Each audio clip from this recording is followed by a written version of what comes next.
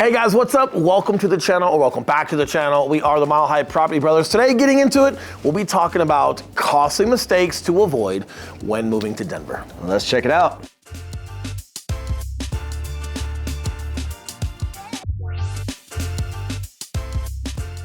All right, guys, wasting no time at all. Let's jump right into it. He wasted like 5 minutes getting to this point prior to, it's just edited out, yeah.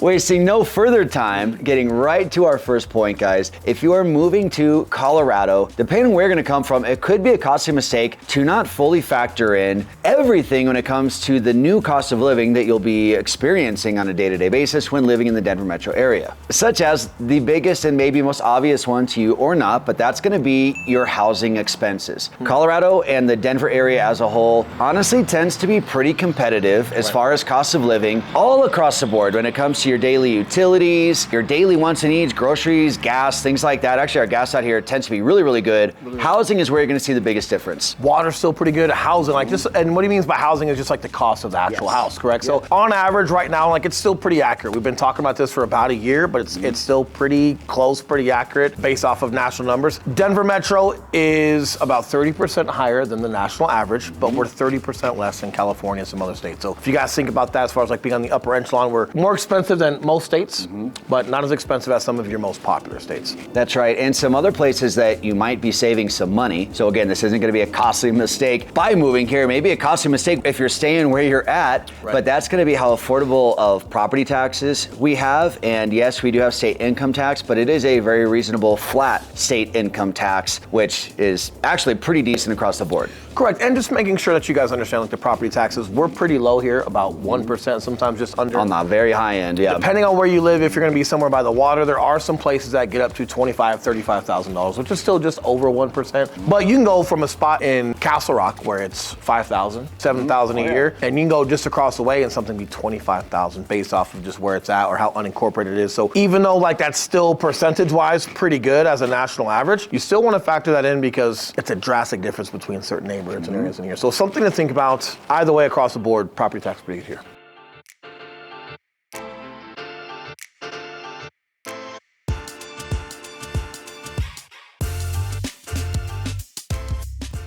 All right, guys, before we get into point number 2, we are gonna remind you that we are licensed brokers here in the state of Colorado. And yes, just as much as we love making these videos, we would love more to help you with those real estate needs. So that number that's popping up below, we are the guys who answer the phone calls, text messages, and those emails. So if we can help you, we would love to.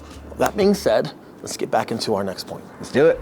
Costly mistake number 2 is not considering all of your transportation options. So to break this down a little bit, if you're used to relying on public transportation to get to and from work every day, you might not be able to sustain that out here. Depending on where you're at. And more times than not, like if you're commuting into like the downtown area or the DTC area, you've gotta at least commute to a light rail station. So if you're living in like Southeast Aurora or Parker, some places that are connected to the light rail system, they've got like parking garages, right? Like they don't come in and around your neighborhood. If you're living down in the city, obviously that's a bit different, but you're gonna have to at least commute to the light rail station, and then from there another commute into downtown. We do get weather here, right? So sometimes it's just not most ideal to wait or commute through a parking garage, like walking through that thing when it's bitter cold, hopping on the light rail and going downtown. So some of that is to consider. And just to clear this up as well, our public transportation is above ground. You have some places like DC, Washington DC, and some other areas where it's below ground. So the commute is super fast and super proficient, whatever it may be, or maybe it's warm down there, even in like in inclement weather, you're not having to deal with it. But here, our light rail system and everything are above ground in addition to the obvious, which is buses, right? Or taxis and things like that. But something to consider, it's just not what people use all the time. The most popular thing we see when it comes to the light rail system are folks that are going downtown for recreation. So they're going downtown for a Bronco game, a Nuggets game, a concert. They know they're gonna be doing some drinking and having some fun, and they just decide to take the light rail system so they don't have to, one, navigate the parking lots of Mile High Stadium where the Broncos play, and they wanna be safe when it comes to their alcohol.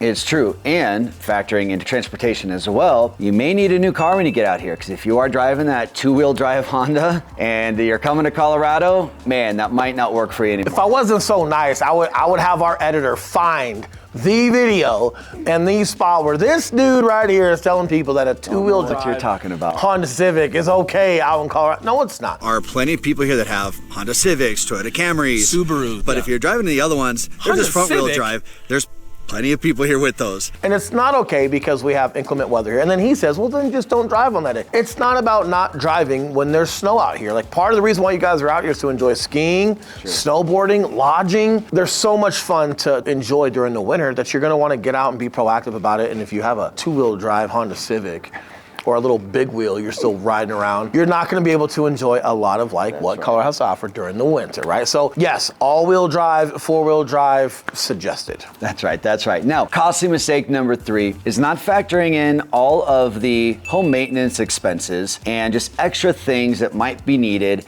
to mitigate the snow and stuff like that, because we do have 4 seasons out here, as Will just described. So for example, when you're coming into a new home, there's gonna be snow coming the following winter, and a snowblower is a heck of a lot easier than sitting out there and shoveling your driveway every time it snows. I'm a native, so I privy myself prepared. How big was my driveway in Castle Rock? Big. Like an acre. Real big. And I had a shovel. Did. And I should have had a Bobcat. Should have. Yeah. It was bad. It was bad.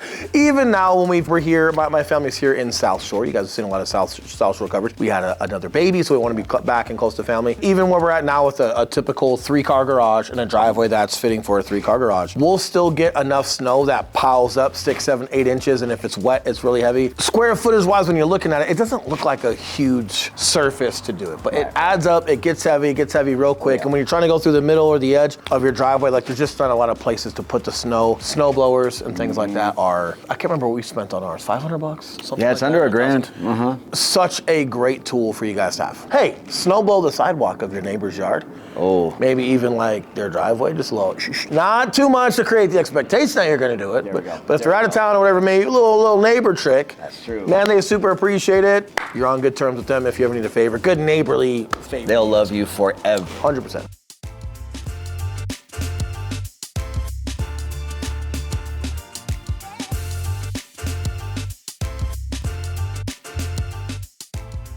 And one other costly mistake that you've got to avoid going along with weather and home maintenance is the direction that your home faces is critical. Without getting too much into the science behind it, if you buy a south-facing home, you're going to get full sun exposure all day long. To the front yard. In your driveway. To the front yard. Yep. So a lot of times when you get big snows, it's gonna be melted by the afternoon because it has full sun exposure. The backyard will be icy and snowy, will be in the shade. If you buy a north-facing home, your driveway will be in the shade all day long, and if you don't shovel that thing off right away, it will be an ice rink for weeks. And by getting too much into the science, he means the sun rises in the east and sets in the west. It's more hemisphere based on the science.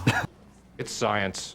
North versus south. And something that you guys want to watch, even if your front yard, right? If your front yard is facing north and your driveway is going to be frozen over a little bit more, it just means you've got to mitigate it a little bit better as far as, because it's going to be in shade a lot, so you've got to make sure the ice is getting melted, either by breaking it up or throwing some salt down, et cetera, et cetera. But something else to consider is also making sure, like, hey, do my my ACs, my air conditioners, are they on the north side of the house? And if they are, just making sure they're not staying covered in snow or ice, because that could hurt like your whole HVAC system. So just a little bit extra maintenance if the north side of your house has that. But something else that you guys want to consider that could be a costly mistake is we get a lot of temperature change out here, especially for the winter. So you're going to want to make sure that, yes, we are one of the states where you have to blow your sprinklers out before the winter comes. That can be a costly mistake. They can be digging up your yard and replacing sprinklers or whatnot, or the head on the actual sprinkler housing. Not the most expensive thing, but it just gets annoying. There's also covers that you guys can use to put over your sprinkler system to just further insulate it and make sure it's going to go during the winter. But yes, because of temperature change and season change here, that is something you'll have to do.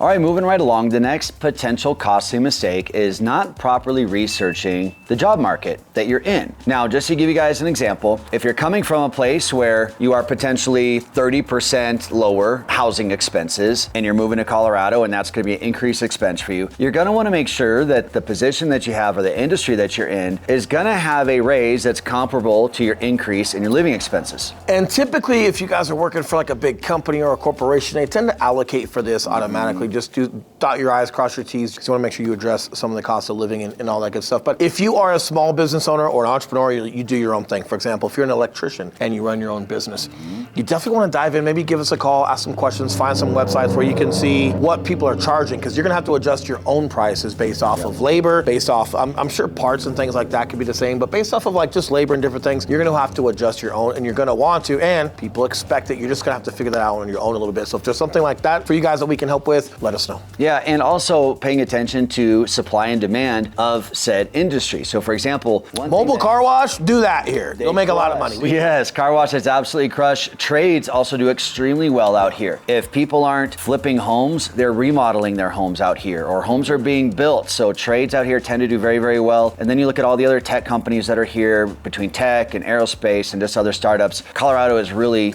leading a lot in the terms of new industries that are coming here. Again, favorable tax advantages for companies. There's a lot. And when you guys think about it, right, like we have more sunny days in Florida here, right? We get a lot of snow, we get a lot of rain or whatever it may be, but then it melts or goes away. So imagine how often cars get dirty here, from the salt on the street to the wet roads from the snow, but then it clears up and it's 55 degrees outside and the roads are dry and you want to drive your car around. Not only car washes in general here, but mobile car wash, like mobile details, are absolutely crushing. There's some folks that we know that make a couple $100,000 a year just doing that. So, and the demand isn't even close to being met. Like even for myself calling in favor, sometimes I still have to wait a while. So man, there's a demand for that. I'm not sure if that pertains to you guys or if you're getting creative with what you want to do for work, but definitely some things when you think about just the climate change here, like what industries do well because of that. And that's something that's not going away anytime soon.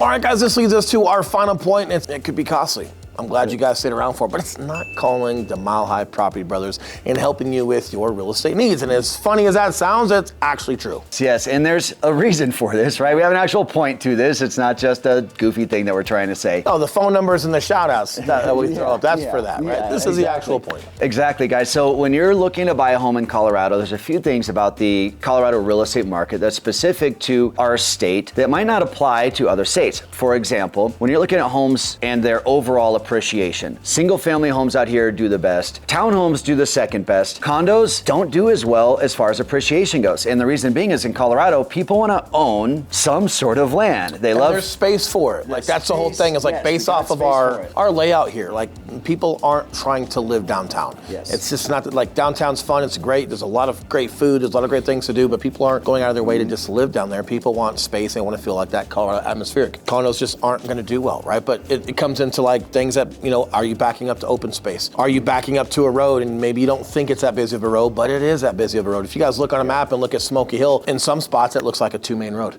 But Smoky Hill can be one of the most busy roads that take you from southeast into like central that there is. And there's just not a huge desire for people that want to live on that. So just different things, especially when you guys are looking at homes remote before you actually get to Colorado and we're helping you out looking at homes remote. You're going to want to understand these things and you're going to want some local advice as far as like just making sure that these are good decisions. Which is exactly why this number's popping up below. And we are reminding you that we are licensed brokers here in the state of Colorado, and just as much as we love making these videos, we would love more to help you with those real estate needs. So that number that's still below, we are the guys who answer the phone calls, text messages, and those emails. So if we can help you, we would love to. With that being said, you guys enjoy the rest of your weekend. Stay warm wherever you're at. We'll see you guys very soon. All right, see you guys.